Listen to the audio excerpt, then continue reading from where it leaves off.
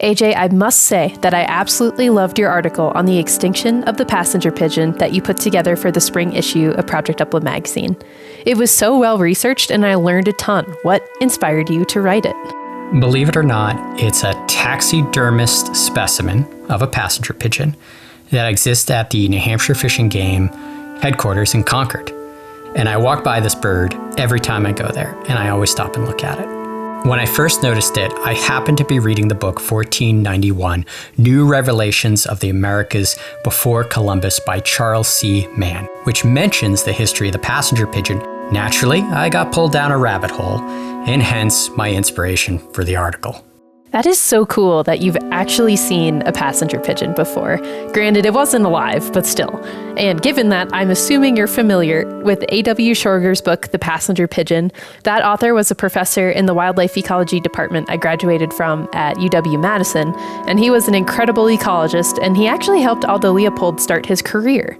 And a side note, his first book is called Birds of Dane County, and if anyone has a copy or knows where I can find one, please tell me, because I grew up in Dane County, and I would love to add this to my collection. And today's episode is very similar to, I'm sure, the motivation of those ecologists, which is talking about a cautionary tale, a story we should never forget. It is the true story of how humans can create such a big impact to cause extinction to even the most numerous bird species on Earth. My name is AJ DeRosa, co-host of the Project Upland podcast and founder of Project Upland. And I'm Gabby Zaldambide, the editor-in-chief of Project Upland magazine and AJ's co-host. This podcast series is an immersive experience that travels through time, stretches across landscapes, and delivers on the independent storytelling you have come to love. Listen in as we learn from researchers, biologists, and subject matter experts about birds, nature, conservation, dogs, and more. This is a glimpse into the crazy minds of the folks at Project Upland and the stories that do not always make it to print.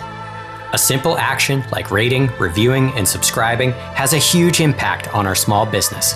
If you want to support our independent media further, head over to our Patreon, where you will find behind-the-scenes content, full-length interviews, resources, and even interact with us. Join us as we travel into the deepest, most obscure, and nerdiest realms of the uplands. These are your stories. The breast of the male is a fine, rosy red, the lower part of the neck behind and along the sides changing from the red of the breast to gold, emerald green, and rich crimson.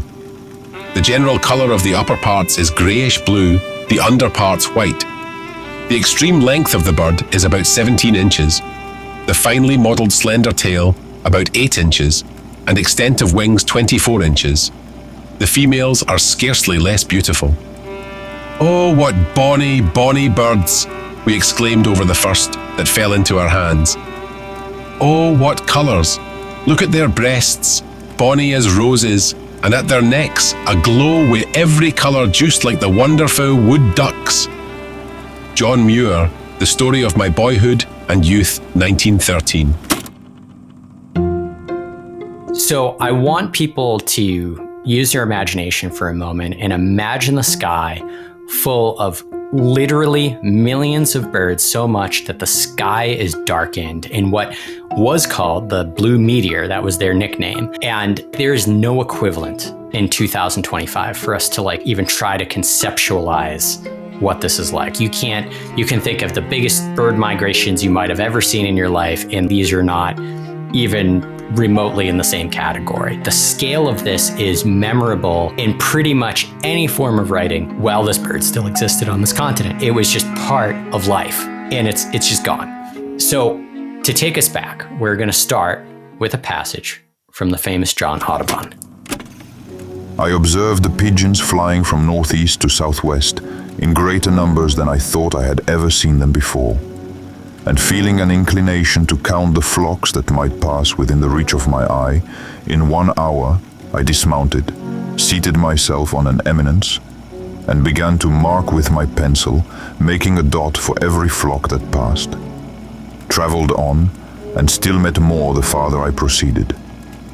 The air was literally filled with pigeons, The light of noonday was obscured as by an eclipse. The dung fell in spots, not unlike melting flakes of snow, and the continued buzz of wings had a tendency to lull my senses to repose. Before sunset, I reached Louisville, distant from Hardinsburg 55 miles. The pigeons were still passing in undiminished numbers and continued to do so for 3 days in succession. Let us take a column of 1 mile in breadth, which is far below the average size, and suppose it passing over us without interruption for 3 hours, at the rate mentioned above of 1 mile in the minute. This will give us a parallelogram of 180 miles by 1, covering 180 square miles. Allowing 2 pigeons to the square yard, we have 1,115,136,000 pigeons in one flock. John James Audubon, Kentucky, 1813. So when I wrote the article for the spring issue, I went down one serious rabbit hole of why the passenger pigeon went extinct. I read the book 1491, The Passenger Pigeon, A Feathered River Across the Sky, and A Message from Martha. Found historical accounts written by folks like John Audubon, and theories exploring how indigenous people manage passenger pigeons. But honestly, after writing the article, I still didn't feel like I exhausted the subject enough. I wanted to take things a step further, and of course, we reached out to Mark Avery, the author of A Message from Martha. While many museum specimens of passenger pigeons exist today, there isn't a single person alive on Earth that has seen a living one. But before we get in too much farther, let's establish what a passenger pigeon is, or should I say, was. Well, you have to ask what was a passenger pigeon, because passenger pigeon is a bird that lived in the USA and Canada, but they've been extinct now for over a century. In fact, it's 110 years. I'm Mark Avery. I'm a scientist by training. I've worked in nature conservation, mostly bird conservation in the UK. I'm an environmental activist, and I've written some books, and one of the books that I wrote was about the passenger pigeon, because I think it's a really fascinating species with an amazing story.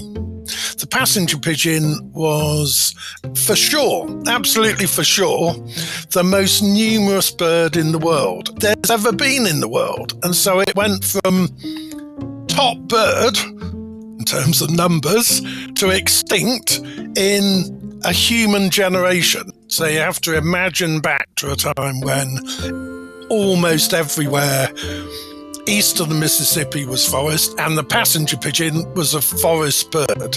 It nested in trees, it roosted in trees, went to sleep at night, it ate the seeds of trees.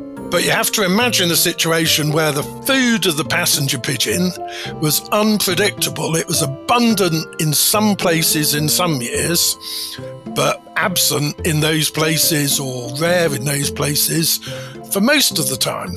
So the passenger pigeon was an amazing bird because it was nomadic. The colonies were vast. They had tens of millions, hundreds of millions of pairs of birds. So they needed to be somewhere that was surrounded by forests. There's nothing that has a lifestyle like that these days in North America or Europe. It was unique.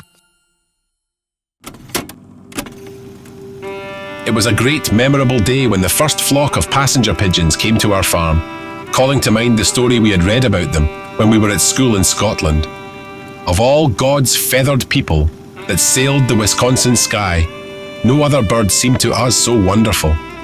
The beautiful wanderers flew like the winds in flocks of millions from climate to climate in accord with the weather, finding their food, acorns, beech nuts, pine nuts, cranberries, strawberries, huckleberries, juniper berries, hackberries, buckwheat, rice, wheat, oats, corn, in fields and forests thousands of miles apart. I have seen flocks streaming south in the fall so large that they were flowing over from horizon to horizon in an almost continuous stream all day long, at the rate of 40 or 50 miles an hour, like a mighty river in the sky, widening, contracting, descending like falls and cataracts, and rising suddenly here and there in huge ragged masses like high plashing spray. How wonderful the distances they flew in a day, in a year, in a lifetime. John Muir, The Story of My Boyhood and Youth, 1913. Passenger pigeons evolved to live in old-growth forest east of the Mississippi River.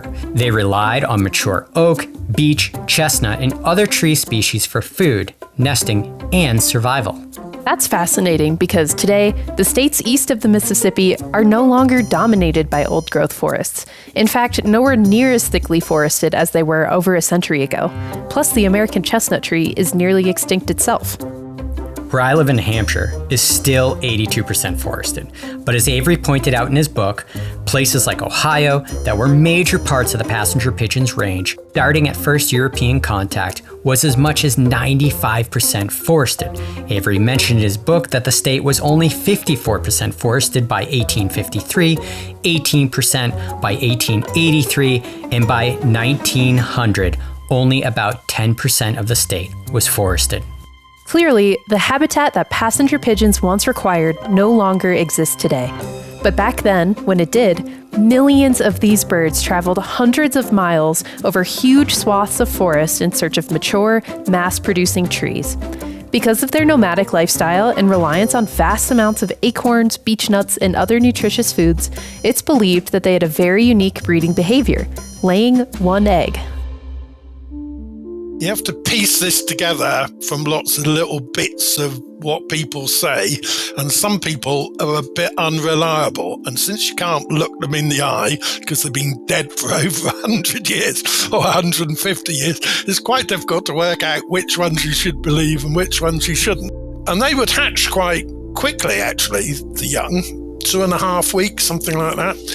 And then I think, this is a bit of speculation, but I think the adults then sometimes flew further north and nested again. So it's a big rush to nest successfully, or maybe unsuccessfully, but then move on and have another go. But also it was rushed all the time because it was trying to exploit a diminishing food resource while it was still there.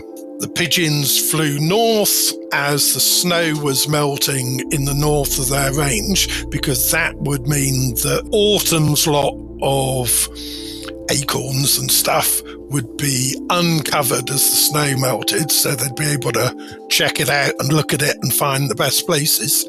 And then they would build their very simple nests, just a few twigs. They would lay their single egg and start incubating straight away. That would hatch out, and the adults, this is a general thing with pigeons, they don't fly off and pick up a food item and bring it back to their young at the nest and feed it to them. The adults go off and feed and stuff themselves full of food, and they produce this secretion. They feed to their young in the nest. I mean, it's not a very bird-like way of doing it.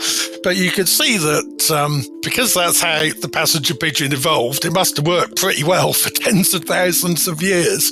But it's then when our species throws challenges at species that this, their biology is a thing that can trip them up. Generally speaking, it's unusual for female birds to lay a single egg. However, this strategy is pretty normal when referring to doves and pigeons.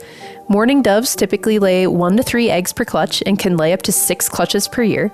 Eurasian collared doves lay 1 to 2 eggs 3 to 6 times per year. Rock doves incubate 1 to 2 eggs 5 to 6 times a year. Band-tailed pigeons lay 1 egg 1 to 2 times a year, so apparently this is a common breeding behavior for birds in the Columbidae family, of which the passenger pigeon was included. So when you include that passenger pigeons were estimated to live about 6 years on average and laid 1 egg 2 to 4 times a year, it's possible that each bird raised between 5 to 18 nestlings throughout its life. Of course, I'm not trying to guesstimate nestling survival here because I'm not sure that every chick lived to reach adulthood, but that would support that this nesting strategy led to population growth. While this breeding strategy was normal for them, it might have made them more vulnerable to extinction once their population started to decline. Now we are going to add another unique variable to their nesting strategy, the dilution effect, which, as we will find later in the story, could have had catastrophic effects once decline begins. So the gist of the dilution effect is that there's safety in numbers. Any single pigeon is less likely to be predated upon if they're living in a large group. In this case, a group of millions of birds. Pigeons are quite tasty. We eat pigeons. I can buy pigeon breasts, not passenger pigeons, but wood pigeons in my local supermarkets or off a stall. Some farm will sell them to me. And everything else in the woods would eat pigeons too. So many birds that are colonial that nest together collectively defend their colony and their nests against predators. But the pigeon or the dove isn't a sign of peace for nothing. These are kind of pacifist birds. They haven't got a sharp beak and they're not aggressive. They're not very aggressive to each other.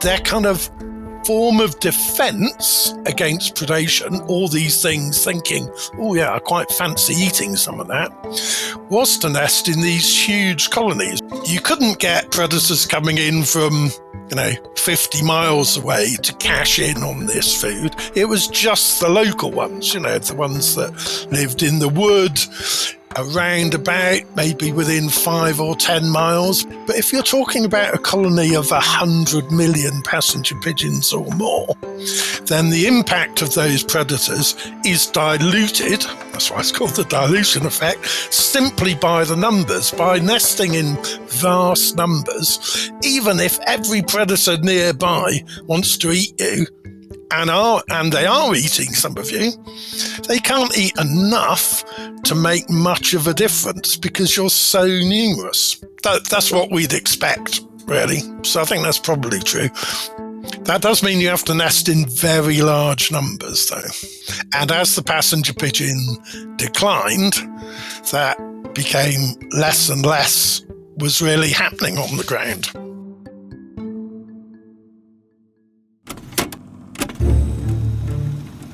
This day, one of our company, with a Sapona Indian who attended Stuart, went back for the horses. In the meantime, we went to shoot pigeons, which were so numerous in these parts that you might see many millions in a flock. They sometimes split off the limbs of stout oaks and other trees upon which they roost o' nights. You may find several Indian towns of not above 17 houses that have more than 100 gallons of pigeon's oil or fat.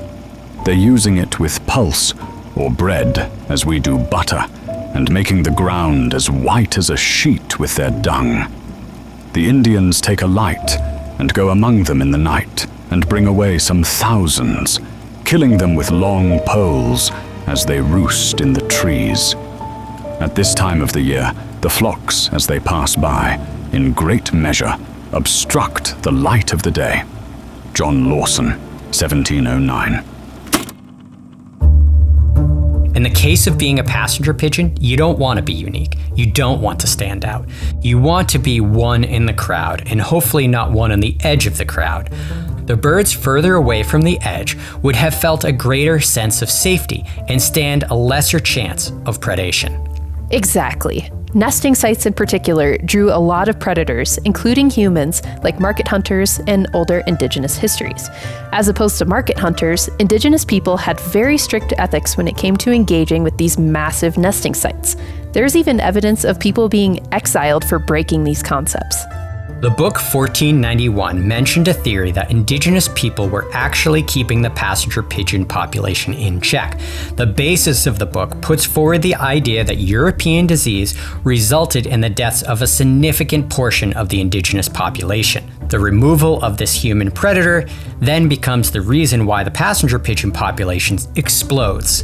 While this theory is hotly debated, the book puts forward fossil evidence to support it. We also have early written records indicating that passenger pigeon fat was critical to many indigenous people's survival, much as we more commonly understand the importance of bear fat in the same style of winter food sources. It was a major staple of who they were. So the truth is, our early written evidence of the passenger pigeon population, which is all from written European encounters, could actually be describing a population that had experienced exponential growth. This really starts to make me think of what type of impact passenger pigeons had on the landscape, creating forest disturbances, even the benefits of their droppings across large landscapes, and the cascading effects that can happen in two directions: overpopulation and underpopulation.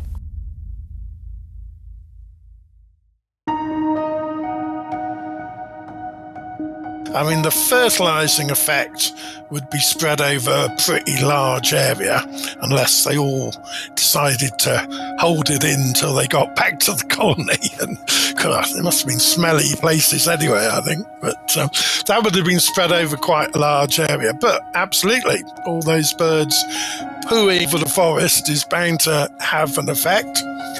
I think the massive amount of position and the sheer weight of birds would have wrecked some areas of forest. But that's a bit like fire and things like that. It'll destroy patches, quite large patches sometimes, but then it just grows up again. You know, takes a while. Trees take a long time to grow, but it would have been part of the natural process. I think one of the things that we kind of know is that there wasn't a massive change in the species composition of American forests before and after the passenger pigeon. So it's not as though when the passenger pigeon declined and went extinct in the wild, suddenly 2 or 3 species of native trees suddenly got commoner at the expense of others. But there has been another suggested impact, which is clearly the odd billion passenger pigeon eating all these protein-rich acorns and stuff. If they weren't eaten by passenger pigeons, they're probably going to be eaten by other things. And the species that perhaps have benefited are deer. And their numbers have certainly gone up. I mean, that might be due to other things as well, but they've gone up in the last 50 years, which isn't taking us right back to the passenger pigeons, but they've gone up.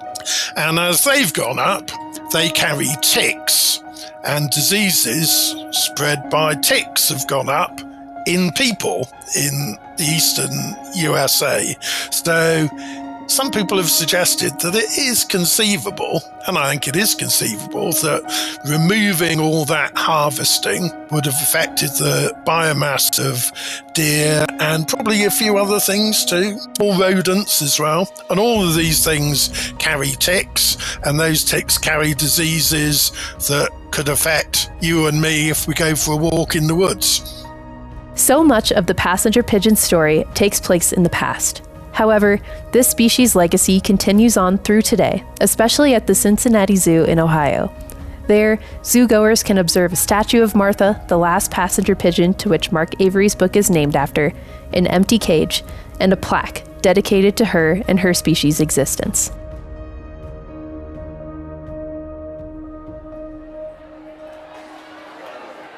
If you go to Cincinnati Zoo, I've been to Cincinnati Zoo twice to look at the cage where Martha was kept and where she died. And I have sat there on a busy day in Cincinnati Zoo where the only thing I've looked at in the zoo is this cage where a passenger pigeon died and that bronze statue. Hardly anybody else looks at the cage, but everybody goes off to see the gorillas. If I were 8 years old, I'd want to see the gorillas, not an empty cage. The last passenger pigeon on Earth, just imagine that, the last individual of a species on Earth died in a cage around lunchtime, local time, on the 1st of September 1914. And when that bird, who was called Martha, died, there were no more passenger pigeons in the world. But nobody really stops to look at this bronze statue, and nobody reads the plaque on the statue, which does say words to the effect, "This is where the last passenger pigeon called Martha died. We ought to do a bit better."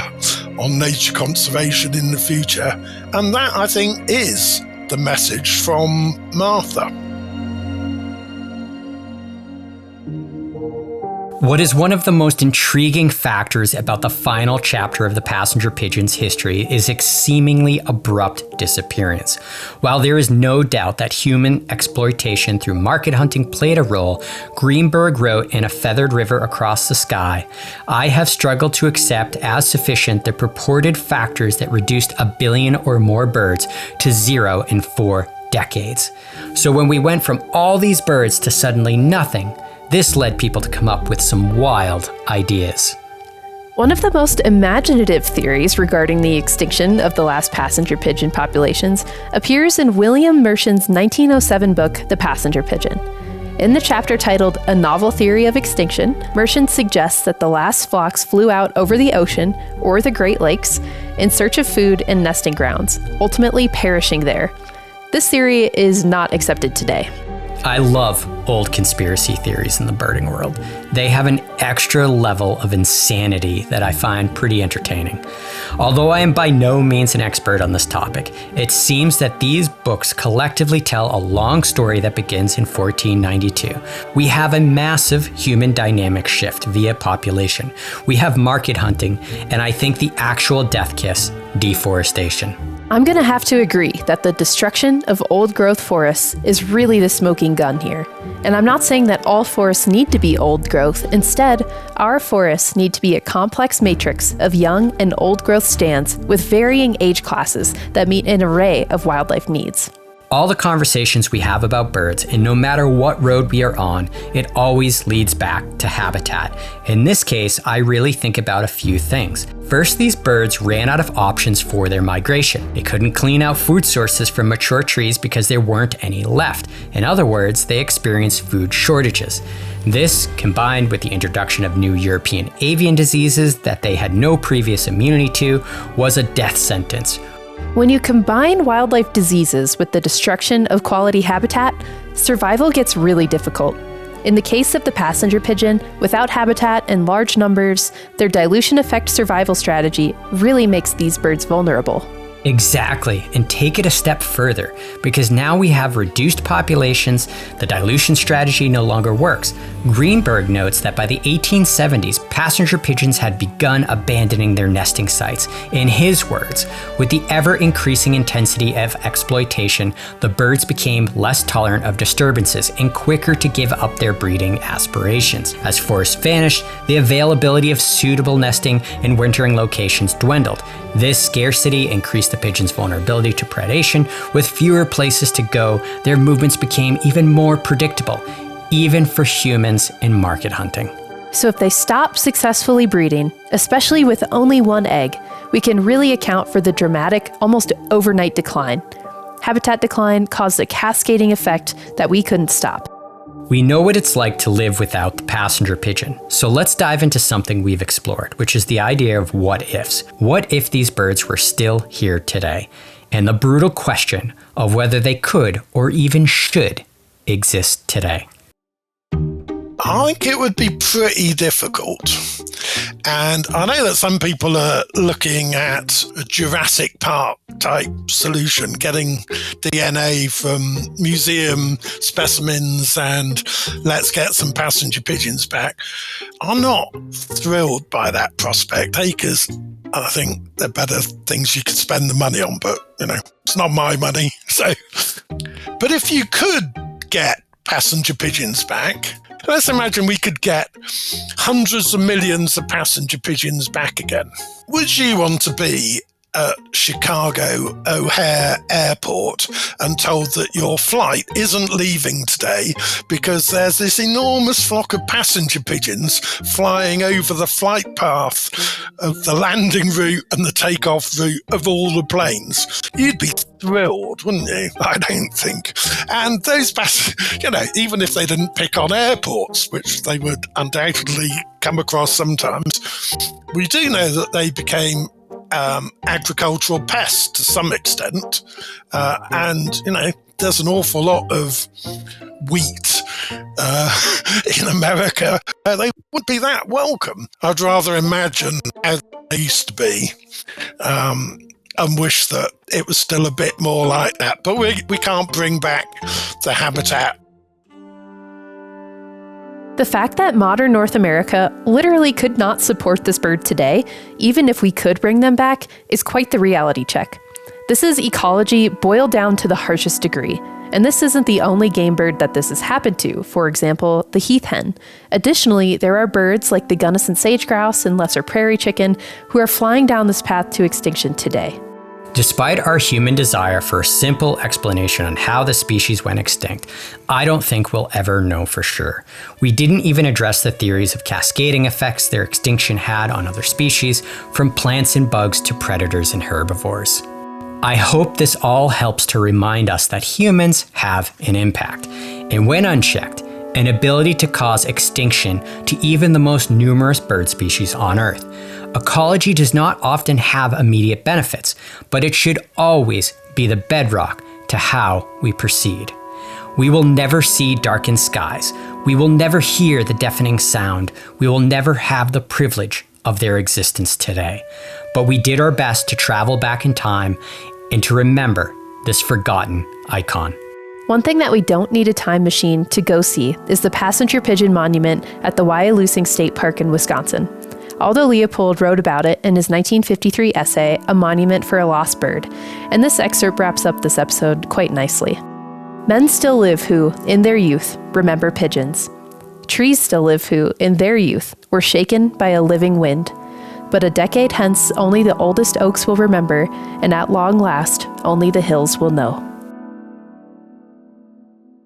When I've travelled around the USA, I'm not surprised by this, and this isn't a criticism, but I find hardly anybody who's ever heard of a passenger pigeon. Now, I know they've been gone for over a century, so nobody misses the passenger pigeon. It's only, I think, people like you, because you've talked to me about this, and people like me, because I'm a biologist. I find the biologist and a conservationist. I find those stories really interesting. A few bird watchers who are really kind of remember, because there's nothing for us to remember. None of us has seen a passenger pigeon alive, and none of us has certainly seen a flock of passenger pigeons a mile wide flying overhead all day long. Our species has forgotten that. We don't think of them. If you've enjoyed this episode, consider subscribing to our Patreon. There you will find the full-length interview with author Mark Avery, links to resources we used to create this episode, and more behind-the-scenes content. As a small business and independent storytellers, your support means everything to us. After all, these are your stories. This episode was produced by myself, Gabby Zaldambide, AJ DeRosa, and Jennifer Wapensky. The editing of this episode was done by myself and AJ DeRosa. Special thanks to author, scientist, and conservationist Mark Avery.